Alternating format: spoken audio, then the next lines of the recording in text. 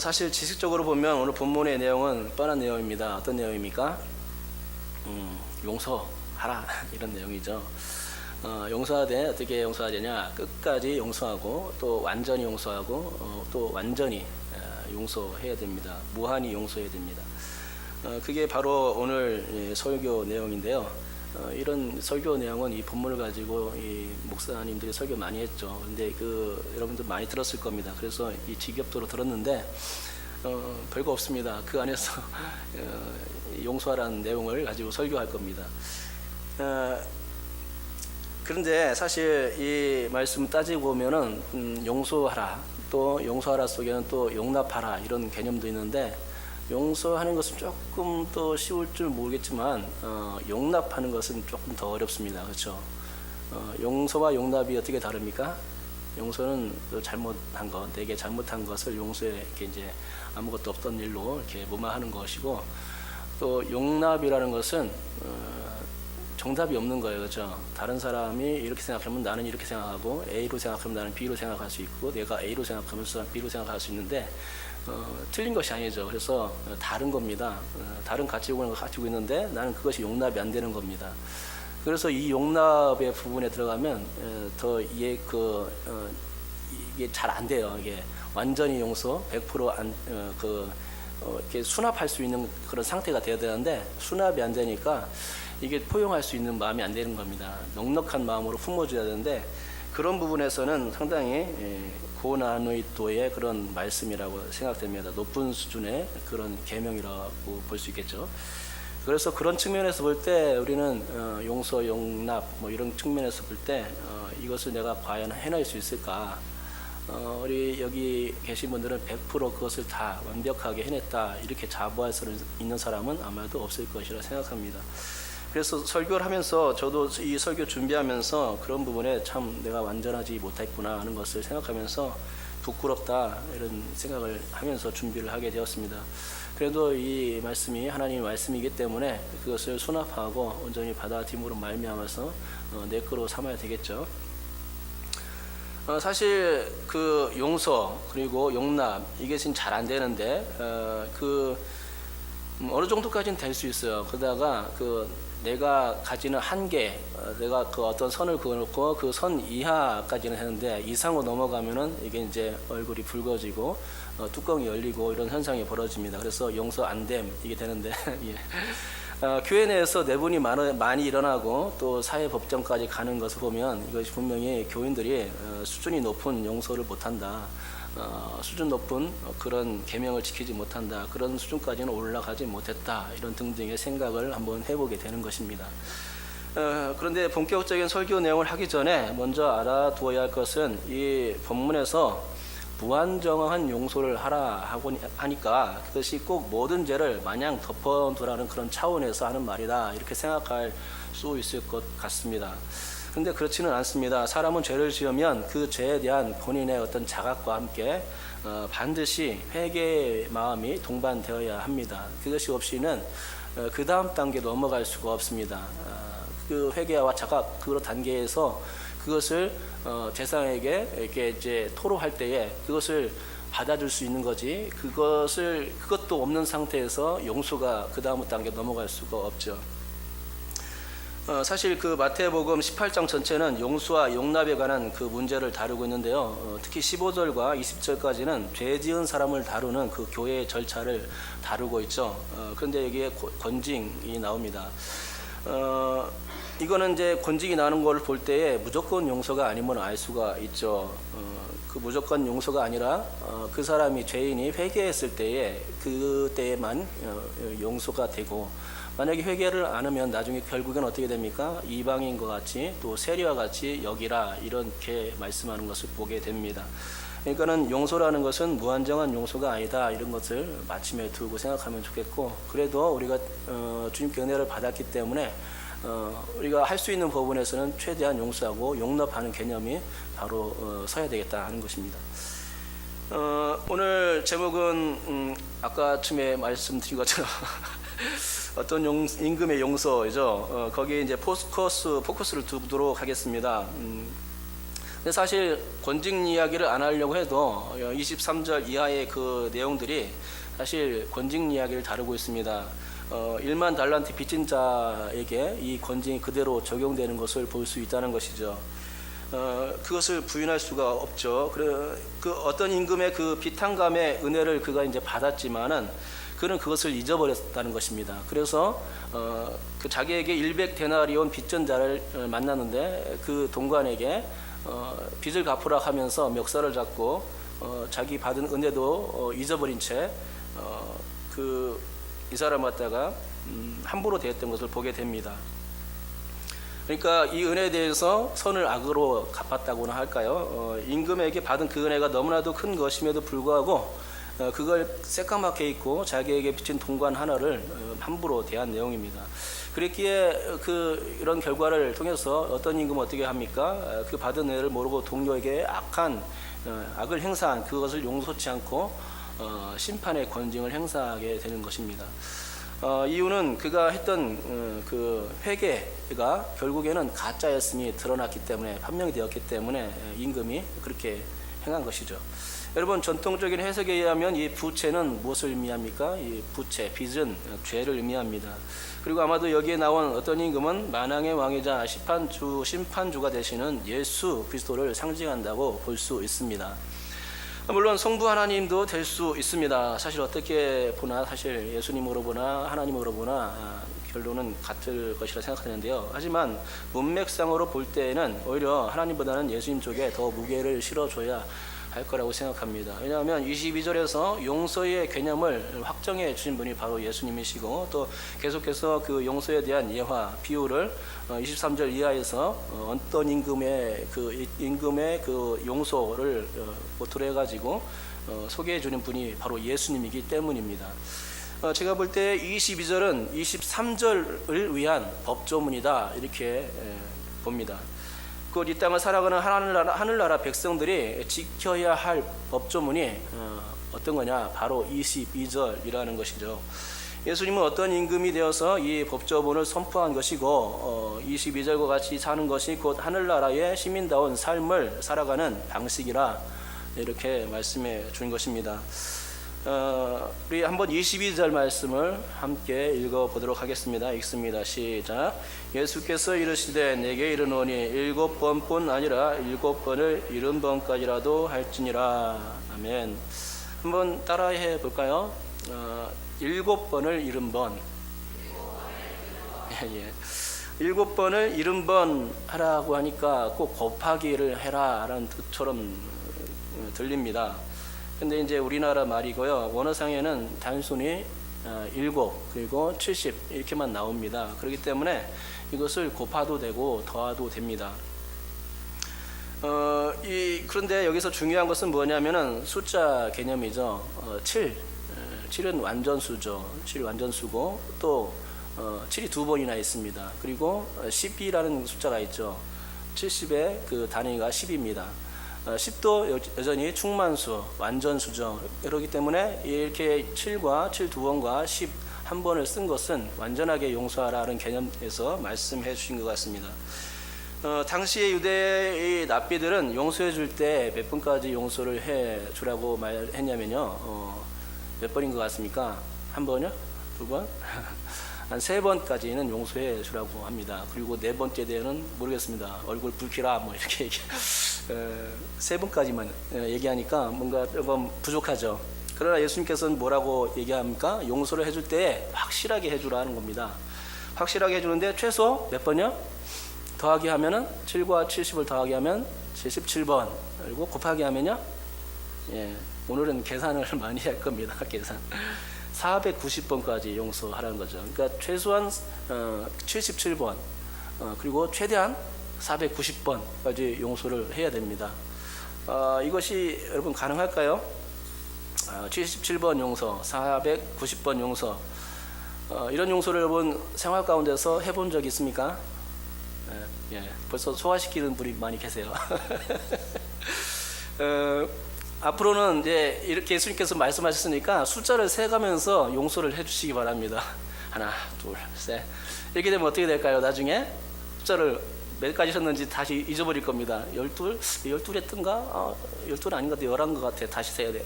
그래서 그런 일이 많이 자주 벌어질 거고, 둘째로는요, 한두 번 용서해 주다가 이렇게 이제 뭐 많이 용서해 주겠다. 용서해 주겠죠. 그러다 보면은 완전히 용서가 된 겁니다. 나도 모르게. 77번까지 갈 이유가 없습니다. 더군다나 490번까지는 더더군다나 갈 수가 없겠죠. 그래서 이거는 77번까지도 갈 수 없고 490번까지도 갈 수 없기 때문에 완전한 용서의 개념입니다. 갈 수가 없어요. 여러분, 이게 법이죠. 하늘나라의 법, 하늘나라의 천국 백성인 그 백성이 지켜야 될 법입니다. 용서의 법이죠.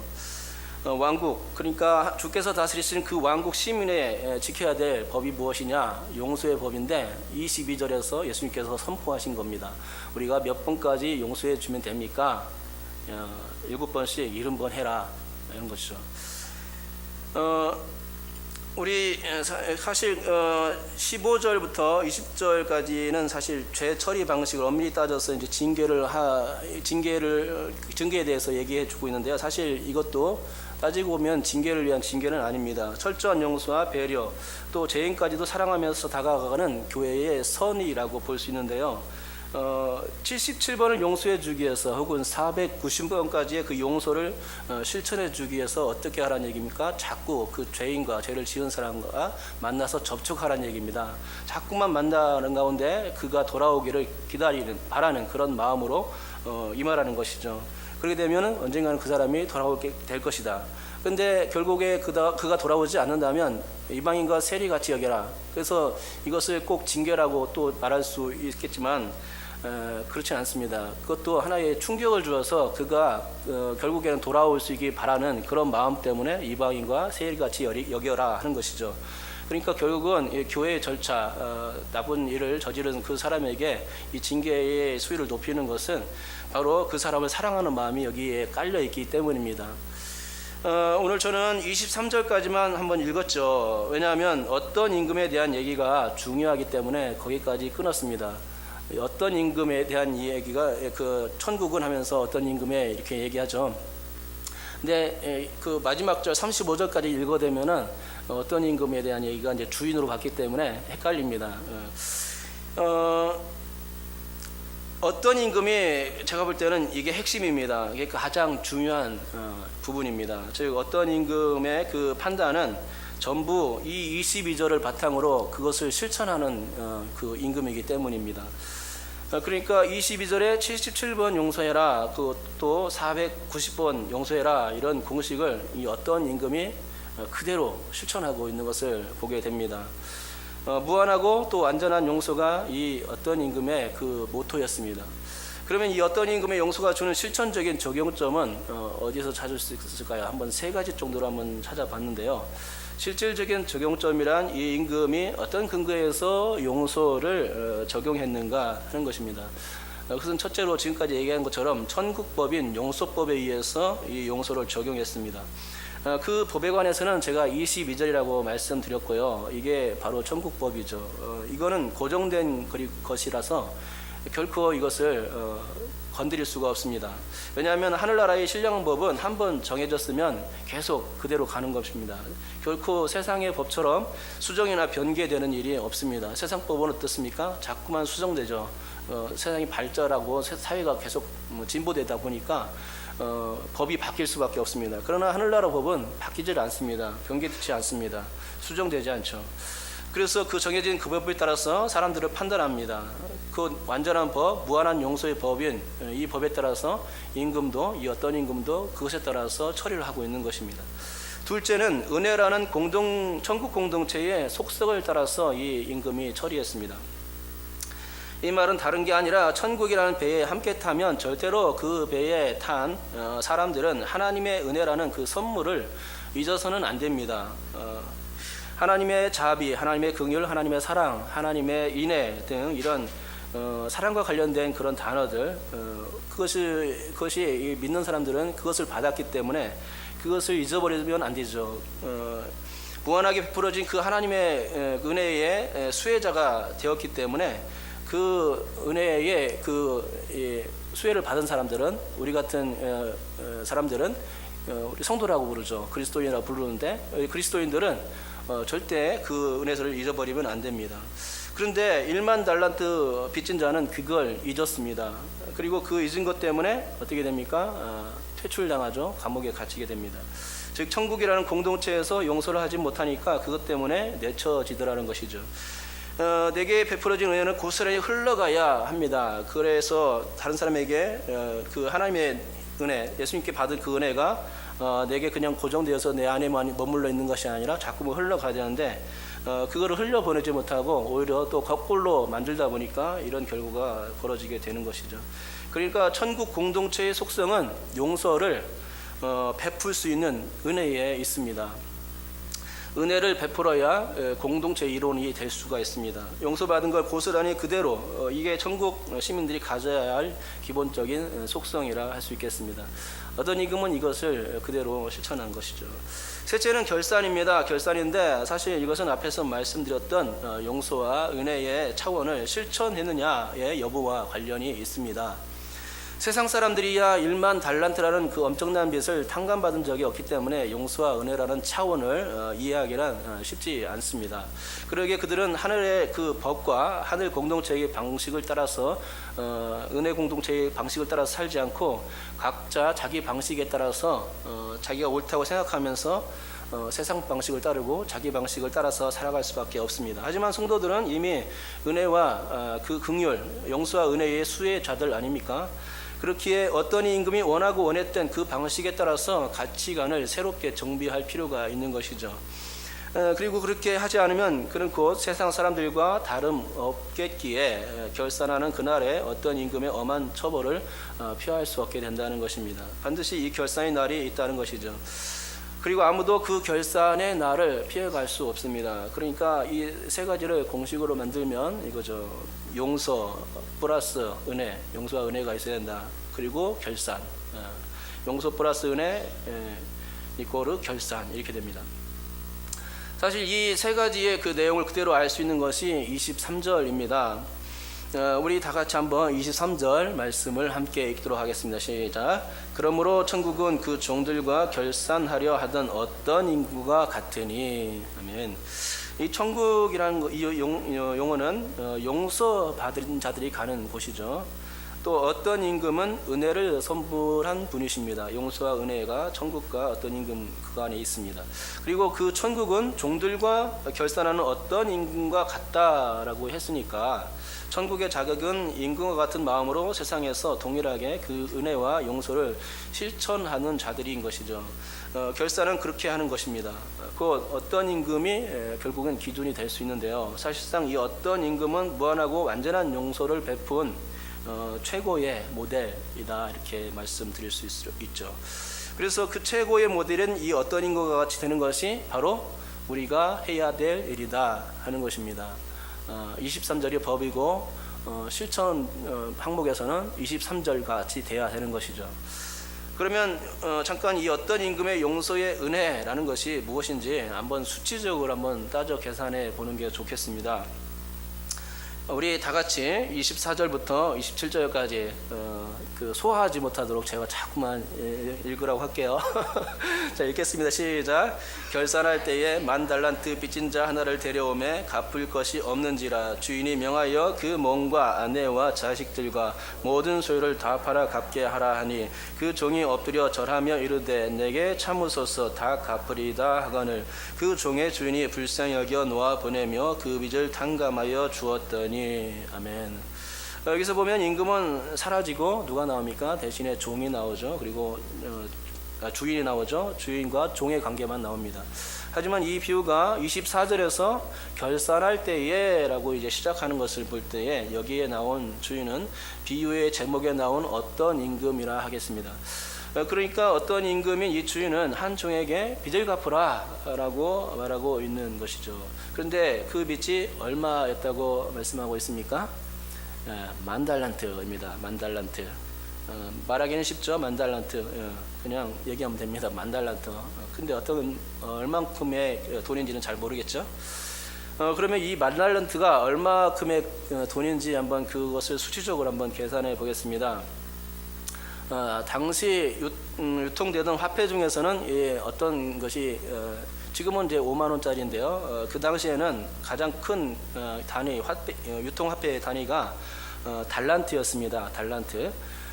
수치적으로 보면 가장 큰 단위의 돈은 그리고 만까지 갔습니다. 만 달란트. 이게 최고 높은 수치의 돈입니다.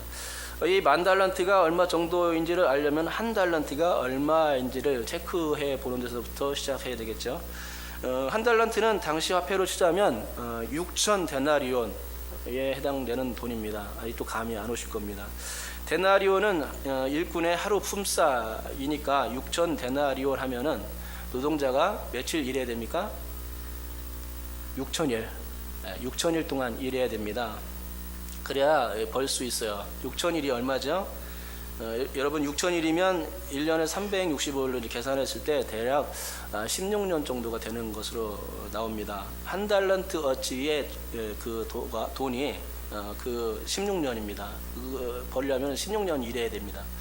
그런데 임금에게 빚진 이 사람은 한 달란트 빚진 게 아니지 않습니까? 그죠? 무려 만 달란트입니다. 한 달란트의 만 배죠. 그러니까 하루 품삯을 5만 원으로 생각한다면 그 돈을 따졌을 때에 참소 정도 됩니다. 그런데 이건 은달란트로 계산했을 때 그렇다는 얘기고요. 보통은 기준은 은이 아니라 금입니다. 그래서 금달란트는 은달란트의 15배의 그런 가치가 있으니까요. 그 금달란트로 계산했을 때 은달란트는 3조니까 어떻습니까? 15배면 45조입니다. 거기다가 하루 품삯을 10만으로 계산하면 이것도 달라집니다. 그 10만으로 따지면 아까는 5만원 따졌을 때 그렇다는 얘기인데 10만원 따지면 어떻게 됩니까? 45조의 2배인 90조가 되는 것입니다. 우리나라의 한 해 예산이 얼마 정도 되는지 아십니까? 제가 보니까 한 400조 되는 것 같아요. 그 정도 되는데 400조라면 90조는 얼마냐? 4.5분의 1 정도 되는 것입니다. 그리고 한 해 국방 예산이 한 40조 정도 되니까 이태치 국방 예산에 해당하는 돈 한 90조가 되는 겁니다. 어마어마한 돈입니다. 이런 돈을 누가 갚을 수 있겠습니까?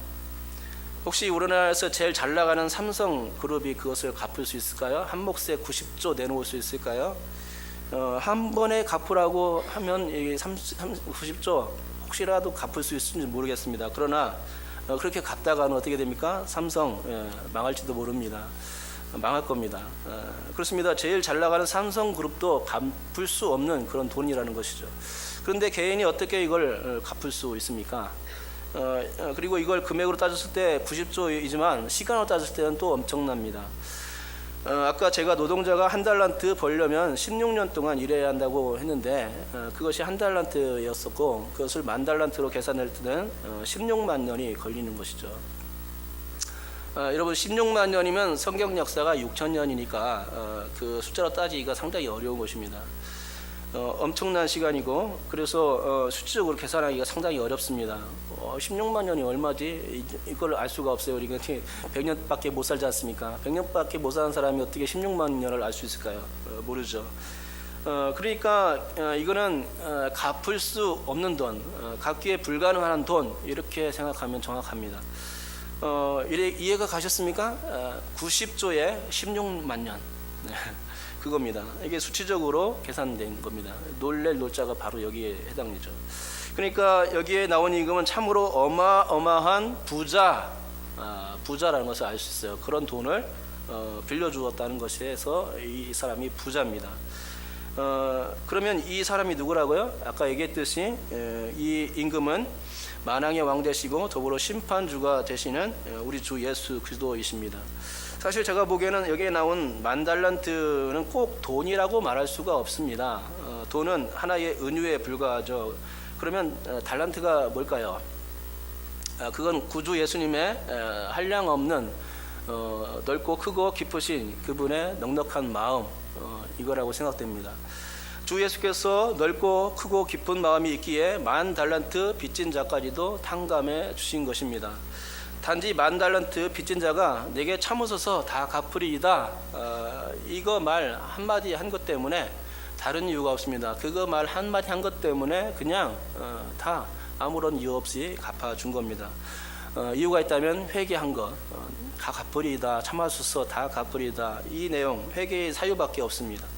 여러분, 빚은 인간의 죄입니다. 인간이 회개하면 주님 앞에 엎드려 나아가면 그 엎드림 때문에 예수님은 당신의 무한한 사랑을 그냥 공짜로 베풀어 주십니다. 무엇에 의해서 그렇습니까? 바로 당신께서 세우신 7과 70의 법칙에 의해서 그렇게 해 주십니다. 당신께서 그런 법을 세우셨으니까 그 법대로 그대로 반드시 그대로 적용해 주시는 겁니다. 예, 법칙이 없죠. 우리 주님께서 나아가면, 그래서 죄를 자백하면 우리 주님은 그 어떤 죄도 다 더 이상 묻지 않으시고 고스란히 다 당신의 이름의 권세로서 용서해 주십니다. 사실 여기에 모인 모든 분들, 저를 포함해서 여러분들 다 모두 다는 갚을 수 없는 그런 빚을 갖고 있었습니다. 그런데 그 모든 죄가 사실 우리 주님의 그 크신 은혜로 사함받게 되었다는 것이죠. 제가 이렇게 얘기했는데 놀라워하는 표정이 별로 없는 것 같습니다. 갚을 수 없다니까요. 네. 근데 웃기만 하고 눈만 빈둥빈둥 뜨고 쳐다보기만 합니다. 아멘 나와야죠. 아멘이. 갚을 수 없다니까요. 아이, 그거 가지고 안 되죠. 갚을 수 없어요. 예, 갚을 수 없습니다. 아멘이 크게 나와야 됩니다. 근데 그 갚을 수 없는 이유도 본문에서 그것은 사실 은유로 설명되고 있습니다. 25절을 함께 읽겠습니다. 25절 읽습니다. 시작. 갚을 것이 없는지라 주인이 명하여 그 몸과 아내와 자식들과 모든 소유를 다 팔아 갚게 하라 하니. 25절 시작에 뭐라고 말합니까? 갚을 것이 없는지라 라고 말합니다. 이미 우리 주님께서 그 어떤 임금이 벌써 다 알고 있었습니다. 무엇을 알고 있었어요? 갚을 것이 없다. 이것을 처음부터 알고 있었습니다. 그럼에도 불구하고 이렇게 말씀하셨죠. 그 몸과 아내와 자식들과 모든 소유를 다 팔아 갚게 하라. 이건 하나의 시험이라고 볼 수 있겠습니다. 뭘 시험합니까? 이 사람이 자신의 죄에 대하여서 주 앞에 용서를 구하는가 아닌가, 그것을 시험하는 겁니다. 그거고, 그렇게 하고 만약에 용서를 구하면은 그냥 즉석에서 그냥 용서해 주시려고 그렇게 했던 것이죠. 근데 다행히 용서를 구했어요. 그죠? 여기에 보면 주님 말씀이 그와 그 몸과 아내와 자식들과 모든 소유를 다 팔아 갚게 하라 이렇게 말씀하셨는데요. 여러분, 당시에 노예 몸값이 500에서 2000 데나리온 정도였다고 합니다. 그러니까 만약 이 사람이 가족이 있었다면 아내 그리고 자식들이 한 3명 있었다면 어떻게 됩니까? 그 노예 몸값을 최대한 쳐서 2000 데나리온으로 쳤을 때 자신들의 다 노예로 팔았을 때 어떻게 얼마큼 되죠? 10,000 데나리온 되는 거 아닙니까? 그죠? 10,000 데나리온. 그러면 만일 동안 일하면은 이제 이거를 갚을 수 있느냐? 못 갚죠. 얼마든지 만일 동안 일하면은 어떻게 얼마 정도 되냐면요, 한 10억 정도 되는 것 같습니다. 2000 데나리온을 따져서 이제 계산할 때 10억 정도 되는데, 시간으로 따지면은 이거는 최대한 28년 정도 걸리는 것 같습니다. 그러면은 10억에 최대 28년 정도면은 90조에 16만 년하고 비교가 됩니까? 비교가 안 됩니다. 그러니 자기 몸을 다 팔았다고 해서, 가족들을 다 팔았다고 해서 그걸로 인해서 빚을 갚을 수 있는 게 아닙니다. 결코 아니죠. 그런데도 불구하고 주인은 이들 몸값으로 그 돈을 갚아라 이렇게 얘기하고 있는 것을 보게 됩니다. 그런데 이 10,000달란트 빚진 자의 말이 엉뚱합니다. 내게 참으소서 다 갚으리이다. 다 못 갚는데 다 갚는다고 그렇게 말해요. 그러나 주님께서는 참아달라는 그 말을 듣고 용서를 해줍니다. 근데 이 10,000달란트 빚진 자는 다 갚겠다. 이것은 사실 허풍이 너무 심한 겁니다. 어떻게든 그 위기를 모면해 보려는 그 심산이 거기에 그 사람의 마음에 있습니다. 다라고 말한 거기에는 그 뻥과 오기, 또 자만심 이런 것들이 거기에 섞여 있습니다. 하지만 임금은 이런 말을 들었음에도 불구하고 일체 다른 것을 더 이상 묻지 않았습니다. 참아달라 그 말만 들은 것 같습니다. 다 이런 얘기는 못 들으신 것 같아요. 그래서 참으소서 이렇게 얘기하니까 그를 불쌍히 여겨서 그 어마어마한 부채를 그냥 한 몫에 다 탕감해 준 겁니다. 이런 부채를 탕감받으면 어떻게 됩니까? 빚져본 사람들은 모르겠습니다. 저도 그 부채가 많은데 전세 비용도 많이 필요고 했는데 예, 그 갚으려면 이것도 얘기하면 언제 갚을지 막 한숨만 나오죠. 한숨만 나오는데 이 부채가 다 없어진 다음에 어떻게 돼요? 굉장히 기쁘고 감격스럽습니다. 그런데 이 사람은 그 감사가 잠깐이었다는 것입니다. 그 임금에게 금방 전에 그 어마어마한 돈을 탕감받고 이제 바로 길거리에 나갔는데 그때 자기에게 빚진 동관 하라를 만나자마자 어떻게 했습니까? 목을 잡고 놓아주지 않았습니다. 그리고 돈 갚으라고 말했습니다. 빚을 갚으라는 그 말에는 단번에 갚으라는 이 의도가 그 말에 숨겨 있습니다. 굉장한 독촉을 해댄 것이죠. 거기다가 엎드려 간구하며 참아주세요 갚으리다. 자기가 이제 1만 달란트를 빚었을 때 임금에게 했던 말 똑같이 한 건 다는 아닙니다. 이 사람은 단지 참아주소 갚으리다. 어떤 겸손한 마음이 여기 있습니다. 못 갚는다는 것을 이미 알고 있기 때문에 그렇게 얘기한 것 같은데요. 그럼에도 불구하고 그렇게 용서를 구하는 사람을 옥에 가두었다는 것입니다. 그러면 대체 얼마나 빚을 졌기에 이렇게 이 사람이 아우성이었을까요? 우리 다 같이 28절을 함께 읽어보도록 하겠습니다. 읽습니다. 시작. 그 종이 나가서 자기에게 100데나리온 빚진 동료 한 사람을 만나 붙들어 목을 잡고 이르되 빚을 갚으라 하매 겨우 100데나리온밖에 안 됩니다. 그러니까 100일만 일하면 충분히 갚을 수 있는 돈이라는 개념이죠. 그런데 그는 목을 조르고 또 단번에 갚으라고 조르고 참아달라고 했지만 또 조르고 졸라서 결국에는 어디로 버렸냐? 감옥에 쳐넣었단 말이죠. 100데나리온은 100일이면 벌 수 있는 돈이기에 하루 임금 10만 원으로 쳐도 1000만 원밖에 안 되는 돈입니다. 이 돈은 3-4개월이면 벌 수 있습니다. 참아달라고 말한 후에 죽어나고 먹는 것도 안 먹고 이렇게 쓸 것 안 쓰고 이렇게 하면서 벌면은 한 4개월 정도면 이렇게 쌈박하게 벌어서 갚을 수 있는 그런 돈입니다. 그러니까 이것은 90조와 16만 년 어치의 그 어마어마한 부채를 탕감받은 사람이 할 짓이 아닌 것이죠.